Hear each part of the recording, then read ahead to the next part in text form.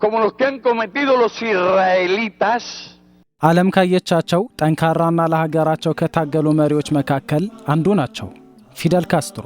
ኩባ ስትነሳ አብሮ ስማቸው ተያይዞ የሚነሳው ፊደል ካስትሮ የስልጣን ዘመናቸው በጠቅላይ ሚኒስትርነት የጀመረው በጎርጎሮሳውያኑ አቆጣጠር ከ64 ዓመታት በፊት ልክ በዛሬው ዕለት ነበር። እንደ አውሮፓውያኑ የዘመን ቀመር የካቲት 16 ቀን 1959 ፊደል ካስትሮ አምባገነን መሪን ፉልጀንሲዮ ባቲስታን በመገልበጥ የኩባ ጠቅላይ ሚኒስትር ሆነው ቃለ መሐላ ፈጸሙ። የሽምቅ ውጊያን በመምራት በጃንዋሪ 1 የወቅቱ የኩባ ጠቅላይ ሚኒስትር ባቲስታን ከስልጣን ካወረዱ በኋላ የካቲት 16 ቀን 1959 የሀገሪቱ አዲስ ጊዜያዊ መንግስት መሪ ሆኑ። ፊደል ካስትሮ የስደተኛ ስፔናዊ ልጅ ሲሆኑ ውልደታቸውም በምስራቃዊ ኩባ ኦሪየንቴ ግዛት ውስጥ ነው። በአብዮታዊ ፖለቲካ ውስጥ መሳተፍ የጀመሩት ገና ተማሪ ሳሉ ነበር። በ1947 የዶሚኒካን ግዞተኞችና ኩባውያን የዶሚኒካን አምባገነን ራፋኤል ትሩጂሎን ለመጣል በተደረገው ሙከራ ላይም ተሳትፈዋል። በጎርጎሮሳውያኑ አቆጣጠር በ1951 ለኩባ የተወካዮች ምክር ቤት ለመወዳደር ተዘጋጅተው የነበረ ቢሆንም ምርጫው ከመካሄዱ በፊት ጄኔራል ባቲስታ በመፈንቅለ መንግስት ስልጣኑን ተቆጣጠሩ። ከዚህም በኋላ የባቲስታን አምባገነንነት ለመቃወም የተለያዩ ቡድኖች ተቋቋሙ። ከዚህ በኋላ ነበር የፊደል ካስትሮ የትጥቅ ትግል ታሪክ ጅማሮን ያደረገው። በጁላይ 26 1953 ካስትሮ 160 የሚደርሱ ታጋዮችን በመምራት በሳንቲያጎ ሁለተኛ ትልቅ የጦር ሰፈር በሚገኘው የሞካንዳ ሰፈር ላይ ጥቃት ሰነዘሩ። ይሁን እንጂ ፊደል በዚህ ጥቃት ድል አልቀናቸውም። የጦር ሰፈሩ በከፍተኛ ሁኔታ ጥበቃ ተደርጎለት ነበርና ከግማሽ በላይ የሚሆኑ ሰዎቹ ተማረኩ አሊያም ተገደሉ። ካስትሮ ራሳቸው የኩባን መንግስት ለመጣል በማሴር ተይዘው ለፍርድ ቀረቡ። ጥፋተኛ ተብለውም የ15 ዓመት እስራት ተፈረደባቸው። እስሩ ግን ከ2 ዓመት በላይ አልዘለቀም። ጄኔራል ባቲስታ ካስትሮን ጨምሮ ለሁሉም የፖለቲከኛ እስረኞች ምህረት ማድረጉን ተከትሎ ከእስር ተለቀቁ። ከዚያም ፊደል ካስትሮ ከወንድማቸው ራውል ካስትሮ ጋር ወደ ሜክሲኮ ሄደው የጁላይ 26ቱን አብዮታዊ እንቅስቃሴ በማደራጀት ምልምሎችን በመመዝገብ ከአርጀንቲና ከመጣው ከኤርኔስቶ ቼ ጉቬራ ጋር ህብረት ፈጠሩ። በታህሳስ 2 1956 ካስትሮና 81 የታጠቁ ሰዎች በኩባዊ ባህር ዳርቻ ላይ ለሽምቅ ውጊያ ራሳቸውን አዘጋጁ።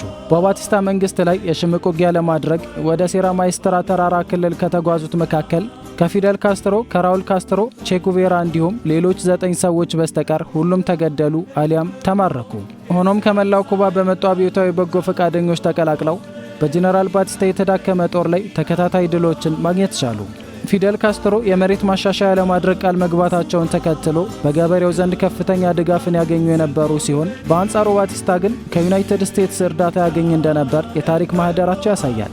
በጎርጎሮሳውያኑ አቆጣጠር በ1958 አጋማሽ ላይ ሌሎች በርካታ የኩባ ቡድኖች ባቲስታን መቃወማቸውን ተከትሎ ዩናይትድ ስቴትስ ለአገዛዙ ወታደራዊ እርዳታን መላክ አቆመች።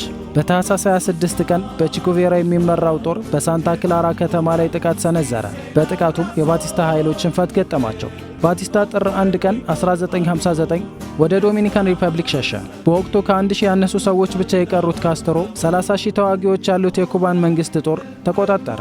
ወጣቱ የነጻነት ታጋይ ፊደል ካስትሮ ከብዙ ትግልና እስራት በኋላ ልክ በዛሬው ዕለት የካቲት 16 በጠቅላይ ሚኒስትርነት ቃለ መሐላ ፈጸሙ። El mismo que nos ataca a nosotros en nuestras costas y en nuestras tierras. ኩባን የሚያስፈራራ ጠላት ሌላውን ሁሉ የሚያስፈራራ ጠላት ነው። ለምን የምንለውም ለዚህ ነው።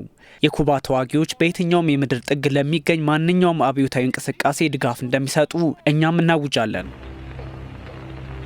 Que con combatientes cubanos podrá contar el movimiento revolucionario en cualquier rincón de la tierra. ኩባ በአሜሪካ የበርካታ ማዕቀቦች ሰለባ መሆን የጀመረችው ፊደል ካስትሮ ወደ መንበረ ስልጣኑ ከመጡ በኋላ ነበር። ካስትሮ ጸረ አሜሪካዊ አቋም እንዳላቸውም ይነገርላቸዋል። በዚህም የኢኮኖሚያዊም ሆነ የፖለቲካዊ ማዕቀቦች ከአሜሪካ እንዲጣልባት አድርጓታል። ፊደል ካስትሮ ከአሜሪካ ጋር ያላቸው ሰጣ ገባ በዚህ አላበቃም። በርካታ የግድያ ሙከራዎች በሚፈራረቁት የአሜሪካ ፕሬዝዳንቶች ተፈጽሞባቸዋል። ይሁን እንጂ ካስትሮ ለአሜሪካ እጅ አልሰጡም። የሶሻሊዝም ርዕዮተ ዓለም ማቀንቀን ጀመሩ። ካስትሮ ለኢትዮጵያም ባለውለታ ናቸው። በመላው ኢትዮጵያም የትግል አጋራቸው ቼ ጉቬራ ሳይቀሩ የጀግና ምሳሌ ተደርገው ይቆጠራሉ። ከዚህም ባሻገር የዚያድ ባሬ ጦር ኢትዮጵያን ድንገት በወረረበት ወቅት ካስትሮ ወታደራቸውን በመላክ ለወቅቱ ፕሬዝዳንት መንግስቱ ኃይለማርያምና ለኢትዮጵያ ሕዝብ ያላቸውን አጋርነት አረጋግጠው ነበር።